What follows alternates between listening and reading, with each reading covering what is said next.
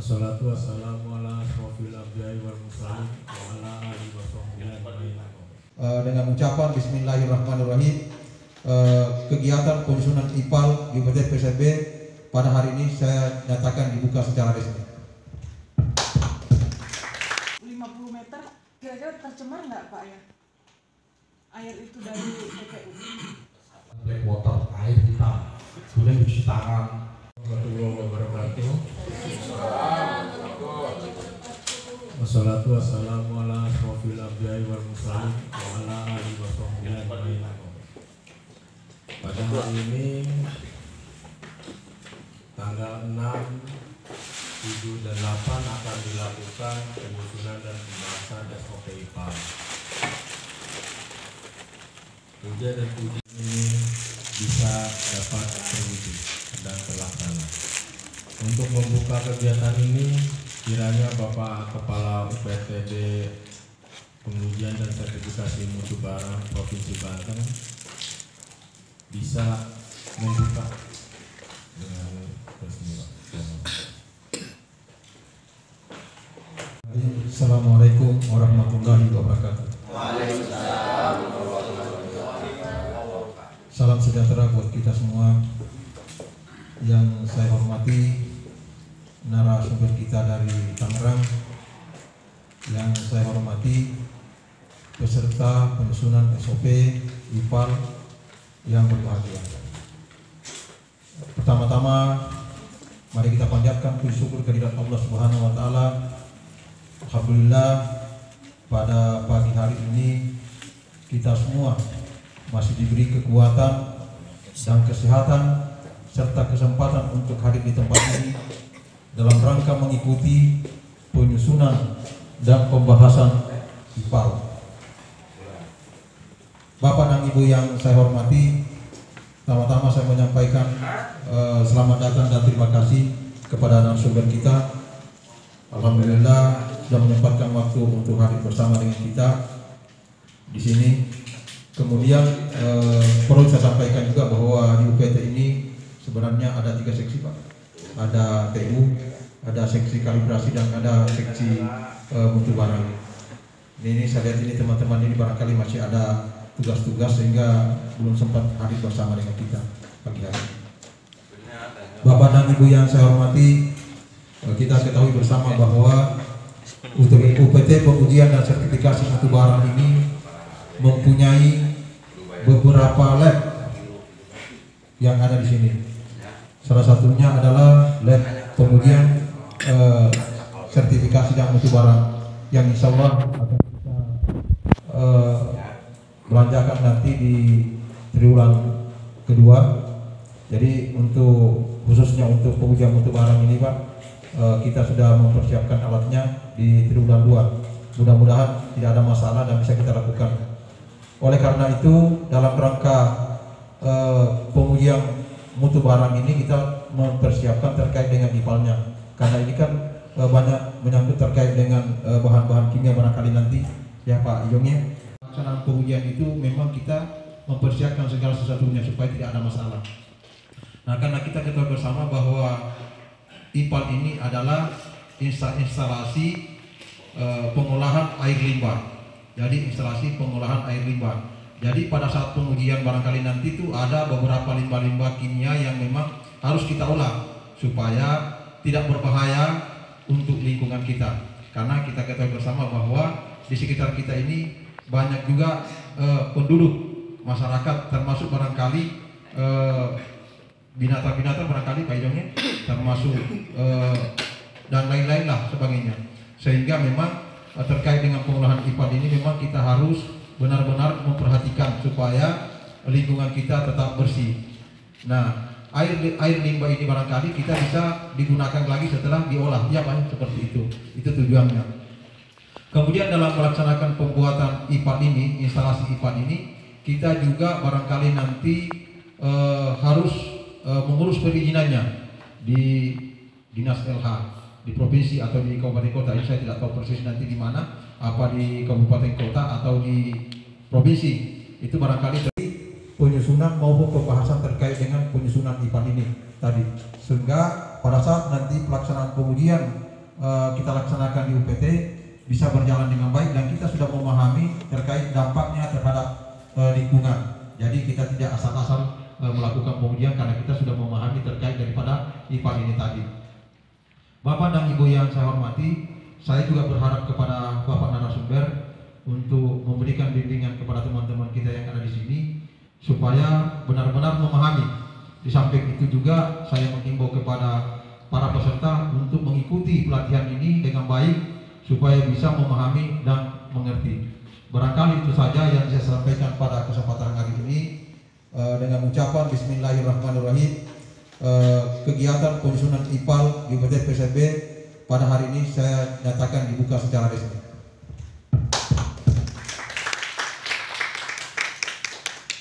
Bapak dan Ibu yang saya hormati, sebelum saya mengakhiri sambutan ini, saya menyampaikan permohonan maaf apabila pelaksanaan kegiatan ini masih banyak kekurangan. Di Kebon Jeruk, Jakarta Barat. Riwayat pendidikan saya S1, S2 Teknik Kimia, S3 sekarang di IPB University. Fokus bidangnya di bioenergi. Kemudian untuk pengalaman organisasi, pekerjaan saya dulu di BPT, Badan Pengkajian dan Penerapan Teknologi 2000 sampai 2005. Sekarang BRIN namanya, udah dilebur. Sertifikat selanjutnya, Mas Irwan, untuk sertifikasi khusus untuk mengkonsultasi, mendampingi, membuat jaringan IPAL itu disertifikasi lewat sini. Nah, Bapak Ibu sekalian, kalau misalnya kita bicara IPAL, maka yang pertama kali kata-kata yang muncul adalah air. Instalasi pengolahan air limbah, gitu ya. Nah, air sendiri di Indonesia di KBBI itu adalah cairan yang tidak berwarna, berasa dan berbau. Jadi kalau Bapak Ibu sekalian pegang air minum dalam kemasan, mestinya itu tidak berasa, tidak berbau dan tidak berwarna. Itu adalah air bersih. Nah, kalau bagaimana yang sudah ada warnanya, gitu ya? Kayak sebut saja Coca-Cola, sebut saja Fanta yang udah dikasih warna merah, gitu ya. Nah, itu air bukan? Air bukan? Soda. Berubah, Pak. SNI-nya jadi berubah. Jadi air berperisa. Perisanya bisa warna, bisa aroma, gitu ya. Bau itu aroma. Nah, itu udah bukan lagi air, tapi udah masuk SNI yang lain, gitu ya. Baku untuk sanitasi. Lanjut, Pak. Nah, itu kekeruhannya, warna, jatuhnya semuanya rasa bau. Tidak ada rasa, tidak ada bau. Lanjut, Pak.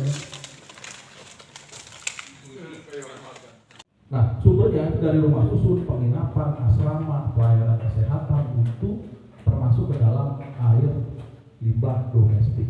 Kalau kita biasa masuk ke septic tank. Septic tanknya, kalau biasanya kalau di perumahan itu kayak tempat saya, septic tanknya ngumpul jadi satu itu. Jadi di rumah tuh nggak ada septic tank. Jadi dari rumah cuma ada pipa. Jadi yang boleh dibuang nanti ke badan air pH-nya 6-9, COD, BOD dan seterusnya. Nah, kemudian yang kedua adalah air untuk limbah untuk industri, Pak. Kita kenal di Cilegon ini, Serang dan sekitarnya itu luar biasa industrinya. Nah, mereka buang limbahnya mana, Pak? Wastek. Wastek itu B3, Pak. Oh, B3. Kita ada lagi, namanya B3. Nanti kita juga sama bahas. Pertanyaan apakah BPSMB nanti menghasilkan B3? Nanti bisa kita lihat di slide pertama. Nah, kalau di daerah Serang Cilegon ini kebanyakan buangnya ke laut, Pak. Jadi ada izin pembuangan air limbah ke laut. Izinnya lebih ketat daripada buang ke badan air. Nah, ini mengikuti Permen LH nomor 5 2014 tentang baku mutu limbah industri yang domestik dan juga untuk limbah industri standarnya. Nah, keterangan ini tadi buang ke sungai kelas 1, kelas 2 dan kelas 3. Kelas 1 itu yang diambil air minum, kelas 2 untuk budidaya, kelas 3 hanya untuk siram tanaman saja atau budidaya ikan tawar. Nah, kemudian untuk aturannya, lab itu masuknya ke kategori apa sih, gitu ya, Pak? Ini ada di peraturan nomor 4 tahun 2021. Nah, kalau kita lihat di PSMB ini ya, lab yang akan masuk ke dalam itu adalah masuk ke kategori jasa sertifikasi. Kode KBRI kita lihat posisi 71201. Pertanyaannya, dokumen lingkungan awalnya harus AMDAL kah, harus UKL UPL kah, atau cukup SPPL saja yang untuk kecamatan. Nah, Nah itu pertanyaan yang mesti dilakukan. Kita ingin mengurus izin pertama kali. Nah kita lihat bahwasanya untuk sertifikasi ada kelompok kegiatan sertifikasi produk, mutu, kemudian manajemen lingkungan, sistem manajemen keamanan pangan. Nah ini adalah yang masuk di kategorinya kita laboratorium akreditasi atau sertifikasi produk. Nah ini uraiannya unjuk kinerja, analisa, gitu ya.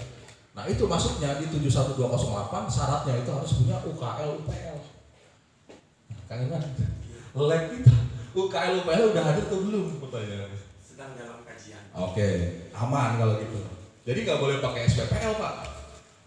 Harus UKL Pak. Nggak juga usah pakai AMDAL terlalu tinggi levelnya. Jadi makanya UKL UPL itu harus diurus dokumen dasar pertama istilahnya. Pemerintah nomor 5 tahun 2021. Nah ini adalah yang mengatur bahwasanya IPAL yang akan didirikan itu harus punya izin yang namanya izin pertek atau persetujuan teknis. Jadi sebelum dibangun itu sudah ada persetujuan teknisnya dan ada surat kelayakan atau sertifikat kelayakan operasional atau disebut dengan SLO. Nah ini kayak gedung seperti ini bertingkat sebelum dipakai itu ada SLO-nya juga dari pemadam kebakaran. Kalau ada liftnya dari Disnaker untuk lift alat angkut kan Bapak juga di sini kalibrasi gitu kan, jadi tahu lah untuk SLO seperti itu. Nah sekarang IPAL juga ada SLO ya. Dan itu hanya dulu sekali seumur hidup, setelah itu nggak ada lagi perpanjangan. Nah bagaimana isi persetujuan teknis itu? Dari limbah cair kita tentukan kegiatan usaha dan jenis limbah cairnya, nanti apa yang akan dihasilkan dari limbah cair ini, kemudian kualitasnya bagaimana, teknologi pengolahannya gimana, rencana pembuangannya gimana, dan komitmen penyediaan tenaga pengelola. Jadi jangan lupa Bapak Ibu sekalian, nanti ketika bikin IPAL itu harus aturannya adalah harus punya satu orang yang bersertifikasi BNSP sebagai OPAL, ya, sebagai operator IPAL. Adalah sungai, danau, dan laut. Itu namanya badan air. Selain itu tidak boleh buang air ke lingkungan, apalagi saluran kotak kayak gini. Drainase. Gimana bacanya? Dari pertama, paling atas usaha atau kegiatan. Ke bawahnya daftar usaha atau kegiatan dengan potensi tinggi pencemaran. Kalau lab enggak, karena terkendali, maka larinya ke bawah. Ada standar teknologinya enggak? Misalnya. Ada teknologinya udah. Kita tinggal susun yang namanya standar teknis. Nah, standar teknisnya itu kayak apa? Standar teknis seperti yang tadi Bapak Ibu, baku mutu lingkungan. Kalau domestik itu P5 2016, kalau yang industri itu P16 tahun 2014. Nah, itu namanya standar teknis. Kemudian apakah air limbah dibuang ke permukaan? Mau dibuang nggak? Ya. Kalau jawabannya tidak, ini nggak perlu pertek Bapak Ibu. Jadi kalau nggak perlu pertek, nggak perlu SLO. Gimana caranya? Jadi air limbah yang tadi dihasilkan diolah, kemudian dipakai lagi oleh kita dan diolah jadi air bersih. Kemudian dipakai untuk siram tanaman, ya, untuk cuci mobil, ya, kemudian atau dikembalikan untuk bilas di toilet. Ya, gedung-gedung di Jakarta Bapak Ibu sekalian, yang airnya di sana 1 kubik harganya 25.000. Jadi 1 kubik 25.000. Kalau di Serang berapa Pak? Gratis. Ya udah buang aja gitu kan. Kalau di sana benar-benar dijaga, nggak boleh keluar tuh air. Diolah untuk toilet, dia pakai air itu lagi. Bukan yang untuk wudhu atau mandi, bukan, untuk yang toilet, jadi flushing. Oke, atau pendingin ruangan. Itu dipakai. Nah kalau udah kesini itu nggak perlu lagi bikin pertek atau SLO, tapi di UKL disebut bahwa ini akan dipakai semua. Nah kalau tidak, bagaimana? Ada buat cemaran, kita harus membuat yang namanya pertek tadi, persetujuan teknis. Saya nggak tahu nanti dengan ulang bikin bak, tidak ada alatnya. Di slide ketiga nanti dikasih tahu bagaimana tata teknologinya. Betul, bapaknya belakang. Itu bukan cucian mobil. Cucian mobil. Tahu semoga modal kembali Pak kau. Ada kau kasih Pak. Membuat yang namanya kajian untuk pembuangan air limbah ke badan air. Ini aturannya. Nah ini adalah isiannya yang mesti dilihat. Ini adalah keluar untuk surat SLO-nya nantinya seperti apa dan itu. Terima kasih. Baiklah untuk yang pertama. Nah, ini yang mungkin yang ketiga ini yang Bapak Ibu sekalian kita ingin membuat. Nah, untuk produk air dalam kemasan sendiri yang akan diuji itu ada 4 SNI, itu air mineral, air dingin, air mineral alami, air minum embun, dan cara pengujiannya SNI 3554/2015. Nah, ini yang kita jadikan sumber untuk penghasil limbah kita. Nah, untuk limbah itu dari mana saja sumbernya? Bisa yang pertama dari bahan kimia. Nah, ini yang dihasilkan. Dan dari aktivitas laborannya. Kan nanti ada laboran itu juga sama. Nah, dari situ kemudian dari kegiatan pengujiannya maka akan dihasilkan sumber limbah yang pertama adalah dari kegiatan domestik toilet. Peralatan. Nah, kemudian dari cuci tangan piring, bahan kimia sisa, kemudian kemasan dan juga backup power gensetnya. Pertanyaan dari Ibu, kalau di sini udah pengujian nih, orang pengujian ya, kalau habis pengujian, reagen sisa ini dibuang ke mana? Belum ada pengujian, kimia belum ya? Oh nanti kalau ketika ada sisanya nggak boleh dibuang ke wastafel. Itu Pak yang duduk di depan tuh tanyanya, jangan ke kita. Ditampung di kontainer khusus. Bapak Ibu kerjasama. Kasihnya bagaimana? Untuk sumber kegiatan domestik, toilet, cuci peralatan, cuci wastafel, bahan kimia itu sampai wastafel itu adalah limbah domestik masuknya. Nah itu ada IPA-nya di mana. Kemudian untuk yang bahan kimia sisa, kemasan, bahan kimia backup power genset itu sebagai limbah B3. Kita punya genset di sini, Bapak Ibu? Memang nggak ada genset. Lagi pengadaan Pak. Wah itu.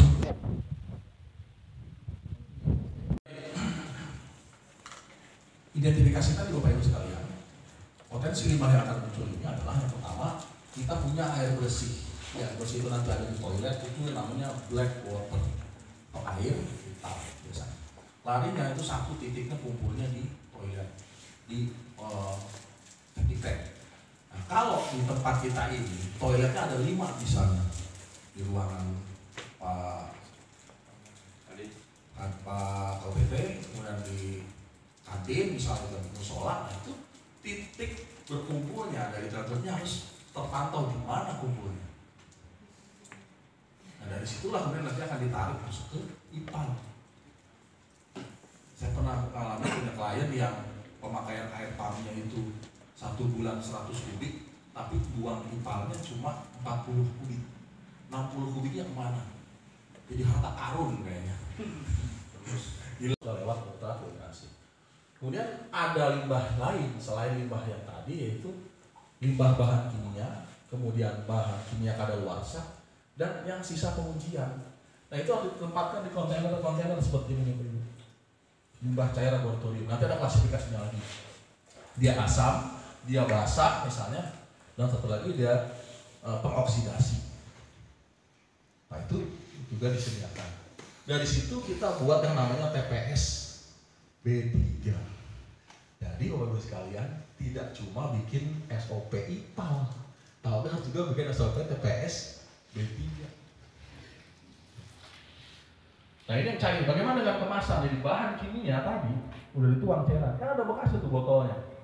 Kalau kita mungkin zaman saya kecil dulu itu ditukar sama piring, tukang rongsok. Oke, itu kan. Atau kita sering mainan pakai suntikan dulu ya, suntik balon gitu. Suntikan itu infeksius, B3 medis. Kita di sini dipakai buat mainan anak-anak. Luar biasa nih, sakit kita nih, gitu ya. Padahal itu mengandung infeksius. Nah itu juga bentuknya dalam kemasan plastik, botol. Hati-hati, karena itu adalah barang B3. Kemudian nanti ada oli bekas, majun dan oli genset. Nah itu juga dimasukin ke TPS B3. Nah di sini itu kita nggak bisa kemana-mana kalau sekalian. Bisa disimpan 90 hari. Setelah itu kita harus punya kerjasama dengan pihak ketiga yang bisa mengambil limbah B3. Jadi bikin satu lagi ini adalah untuk printech atau rincian teknis limbah B3. Jadi mobil kita udah legal, udah punya suratnya, udah punya SIM-nya, udah punya BPKB, udah punya izin trayek kalau dia mau narik kayak angkot. Gitu. Jadi SLO itu kayak izin trayek. Nah, selain IPAL, TPS B3 itu juga sama. Nah, ini UKL-UPL bisa satu dokumen. Di dalam UKL-UPL itu tidak dipisah.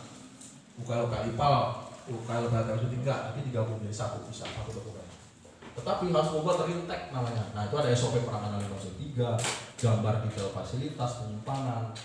Nanti saya kasih contoh. Kemudian pembangunan penyimpanan B3-nya dan SLO-nya itu juga harus. Nah itu baru dari sisi perizinan legal.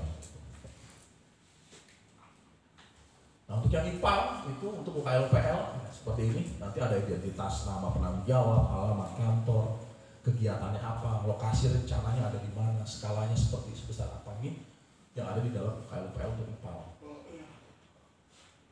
Kemudian untuk IPAL, kemudian masuk ke baku mutunya lingkungan BML.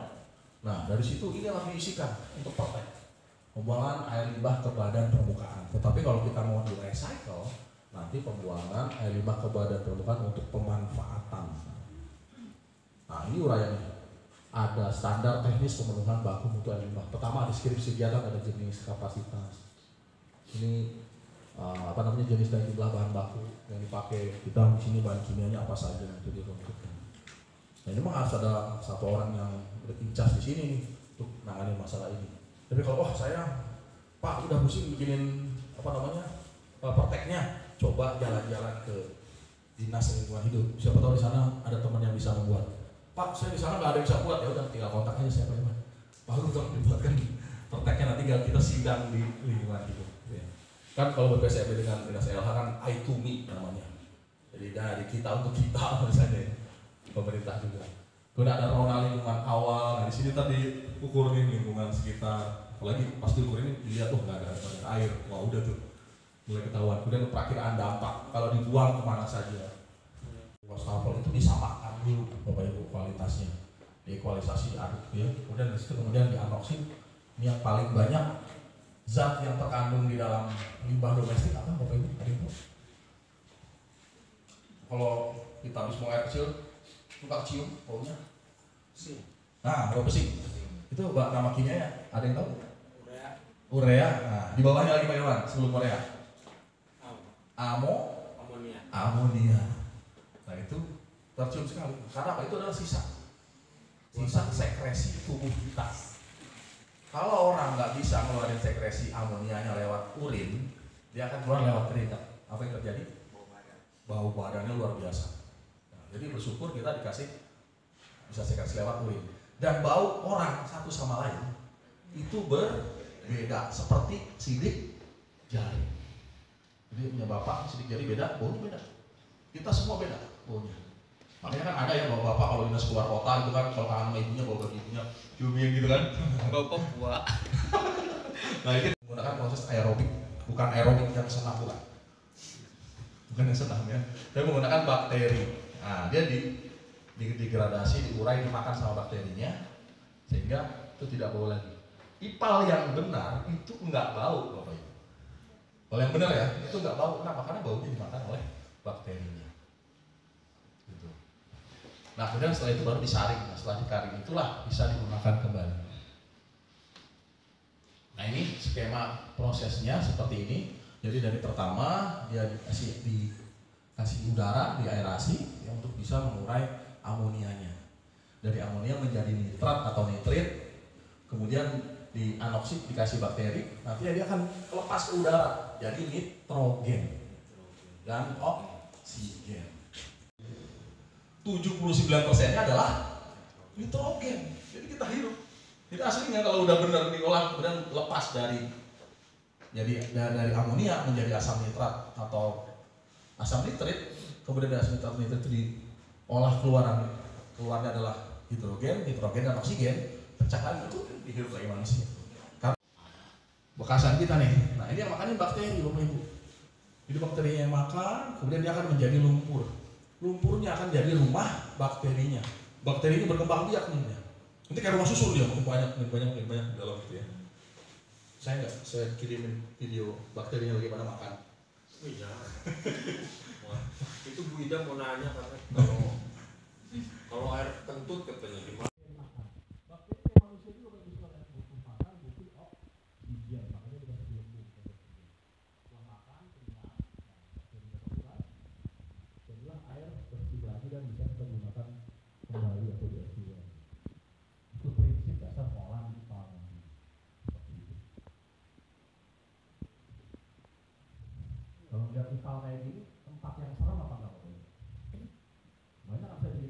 puskesmas ini tempat selfie sekarang itu. Hati-hati ibu, ini tempat selfie. Iya Pak, katanya suaranya bagus ini. Gak pernah lihat sebelumnya. Pada selfie itu luar biasa. Jadi nanti soal Pak ini di atas permukaan tanah bisa kelihatan. Kebanyakan orang dipendam di bawah tanah kayak biasa. Kendalanya adalah ketika rusak bocor susah biasa kami. Kalau itu kita kelihatan. Jadi yang bagian orang ini dia bagian sisi ekualisasi. Nah yang ada di atasnya itu pengaduk itu adalah anoksis yang tadi. Yang besar ini itu adalah aerasi. Sebelah ini itu adalah clarifier. Yang ke bawahnya warna biru itu adalah air yang sudah bersih. Dan sampingnya adalah filtrasi. Nah itu kemudian bisa digunakan. Itu nanti modelnya dia extend atau modul. Kelebihan ini adalah salah satunya misal nih tadinya taruh di pojok sana. Ternyata mau perluasan itu kemudian ini bisa pindah. Bisa geser aja. Loh, gimana nanti sumber ipalnya? Nah, sumber ipal tinggal dipanjangin partnya saja. Jadi bisa dipindah kemana-mana. Bisa, oh ini BPSNB penghasilannya 50 miliar setahun gitu. Tapi kalau dibikin mall penghasilannya jadi 100 miliar. Jadi mall lagi tengah kota ini Pak. Mau dipindah BPSNB dikasih tanah yang di pangkal ini, tapi di luar kota. Ini bisa dipindah juga di bawah, pindah ke sana nggak usah beli ipal lagi. Nah, itu terjadi Pak. IPB tempat saya kuliah dulu itu ada lapangan namanya tempat konservasi pohon-pohon tua. Kemudian rektor-rektor bilang ini kalau ini kita sewain jadi mall, ini bisa menghasilkan 10 kali penghasilan IPB dalam setahun. Gimana? Tudingan akhirnya jadilah sekarang namanya Bogor Square, Botanical Square. Singkatnya apa? Botanical Square disingkat Boker. Proxy hotel silakan. Belum. Itu Botanical Square Pak, benar namanya Boker. Itu buat orang Bogor icon buat kita di Banten. Nah, bisa gitu kan?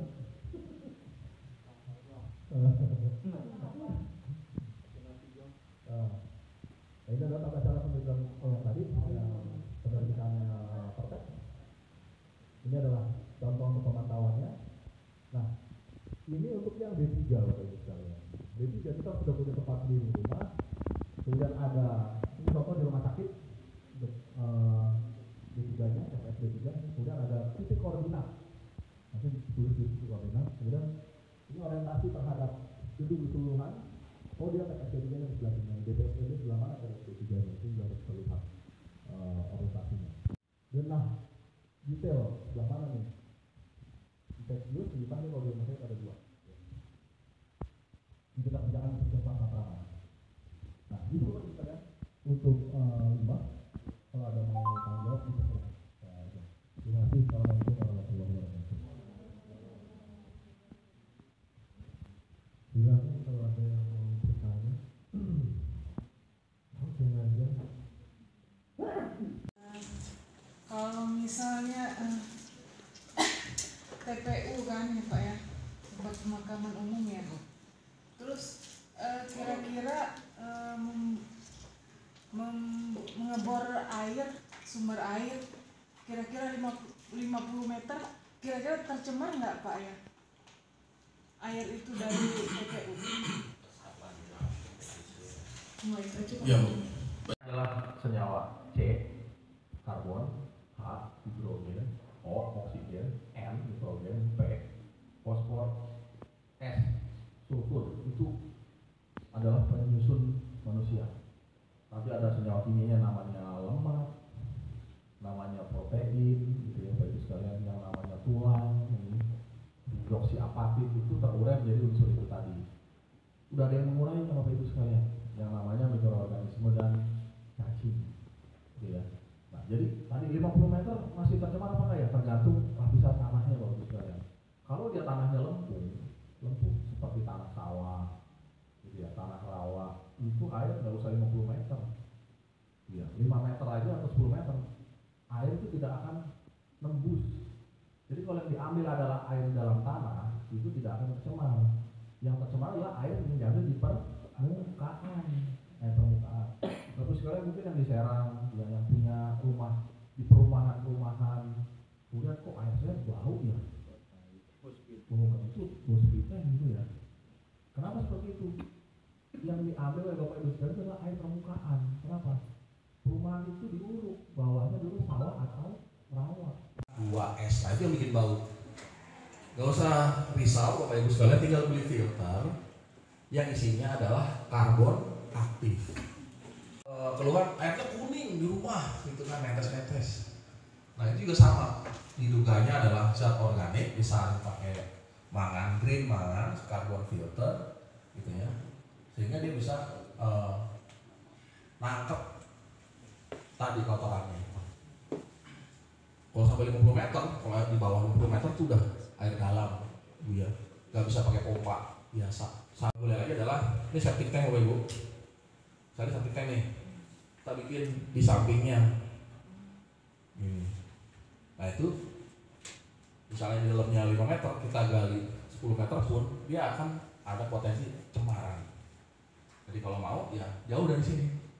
Misalnya nih, septic tanknya depan rumah, ya di samping sini. Menghindari terjadi, dan kedalaman yang minimal dia 3 kali dari kedalaman dari septic tanknya. 3 kali. Kenapa? Dari septic tank ke itu. Jaraknya ke sana palingnya 10 meter.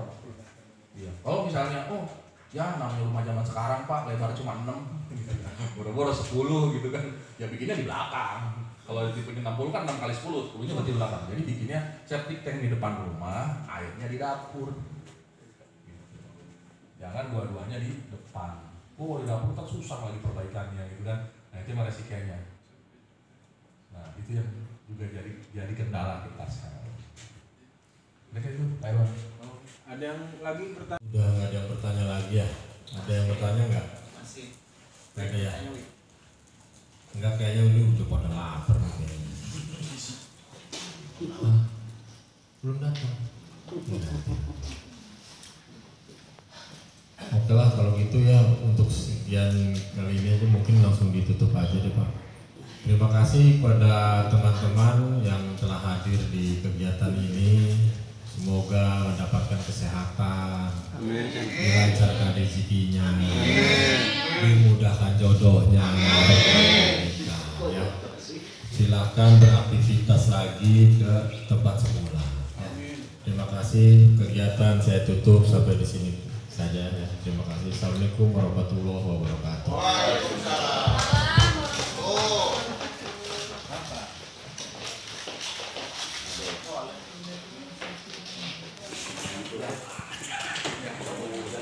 Opennya sibuk.